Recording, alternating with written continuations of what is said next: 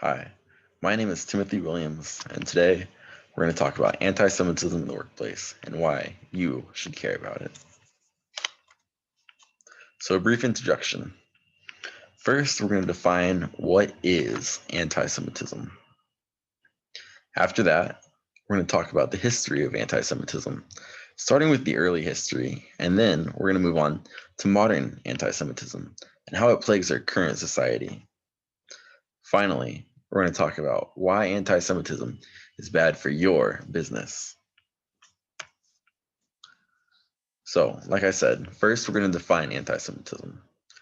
A quick Google search lets you know that anti Semitism is hostility or prejudice against Jewish people.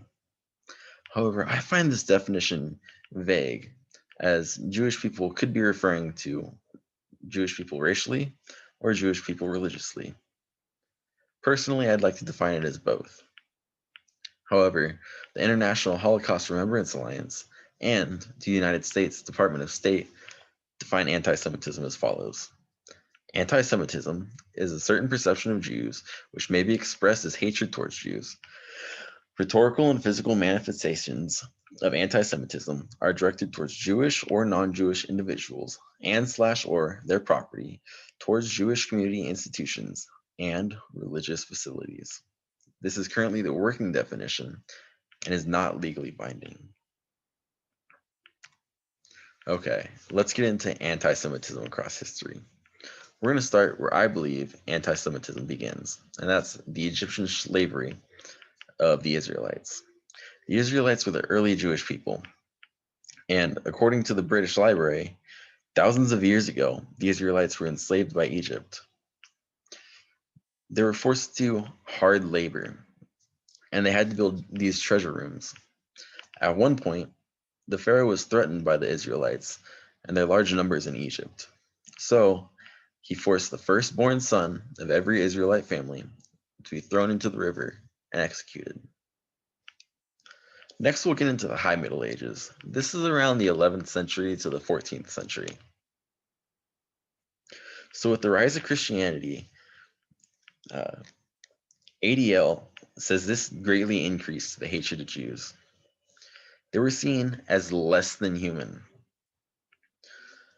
This is because people thought of them as the people that crucified Jesus Christ himself, even though it was the Roman legionaries that were ordered to do so.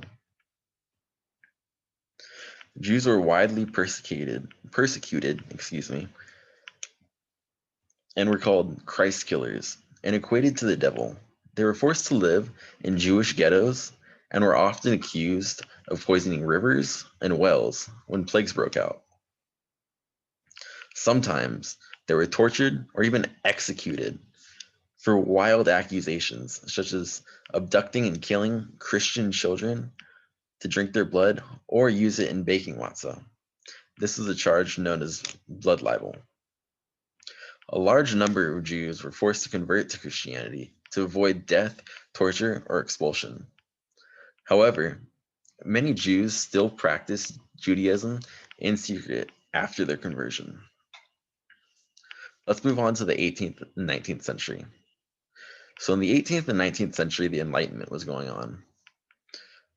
This was a period where Judaism was seen as an outdated practice, and a lot of people thought it blocked human progress. This eventually led to violent attacks that were aided by the Russian government in some cases. And these attacks happened in the late 19th century. Next, we're going to move on to the Holocaust. So, the Holocaust kind of developed with the Nazi Party, and they used racial science and eugenics to justify their execution and euthanization, as well as the sterilization of the Jewish populace. During the Holocaust, over 600,000 people were euthanized and sterilized. This is according to the United States Holocaust Museum. This is insane. We all have learned about the Holocaust and know how atrocious it was, the gas chambers, the concentration camps.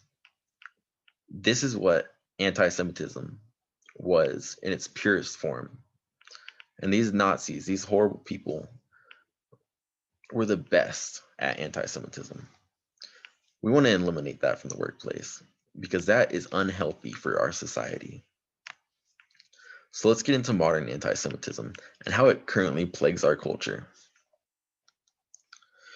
So right now, there is currently a lawsuit against Andrew Cuomo, New York governor. Now it's accusing him of having anti-Semitic code regulations.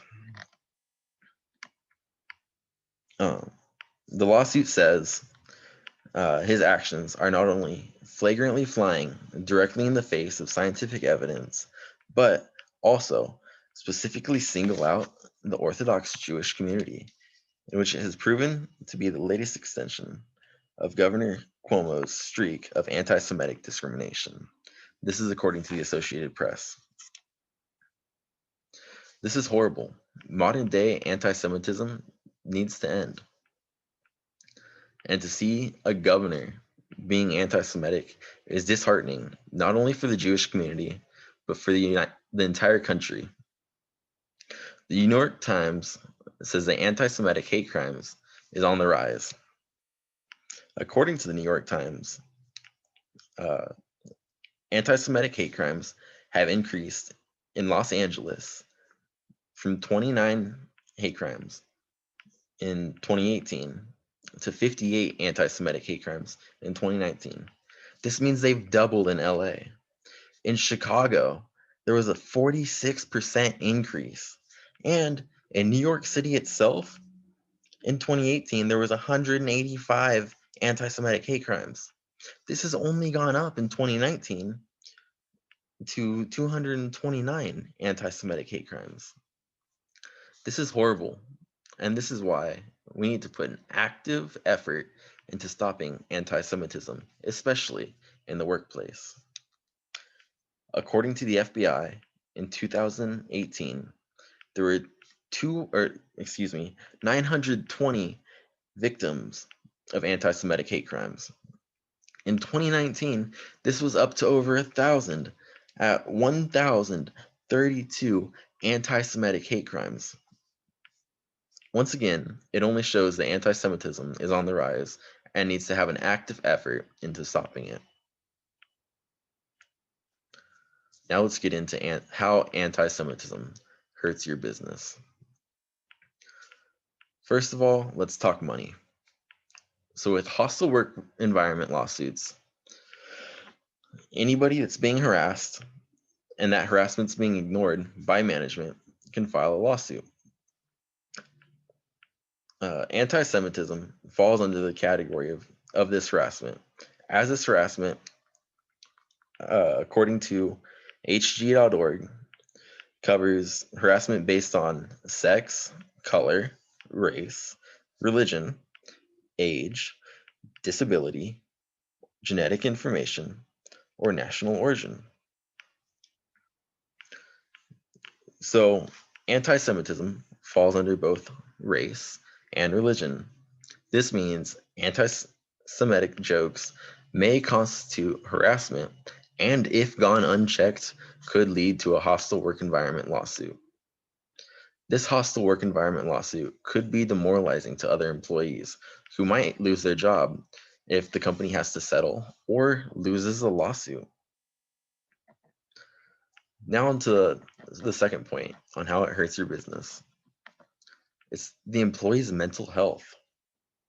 Harassment in the workplace can be likened to bullying. This can lead to declining mental health for employees affected and, if not addressed, could lead to their suicide. Effectively, anti-Semitism in the workplace could be killing people. And if an employee commits suicide due to the harassment in the workplace, this could affect the mental health of other employees. That means one suicide could lead to another suicide. And what for? All for a silly joke that was anti-Semitic? In my opinion, it's just not worth it. In conclusion, anti-Semitism needs to stop and hurts your business as well as society. Thank you.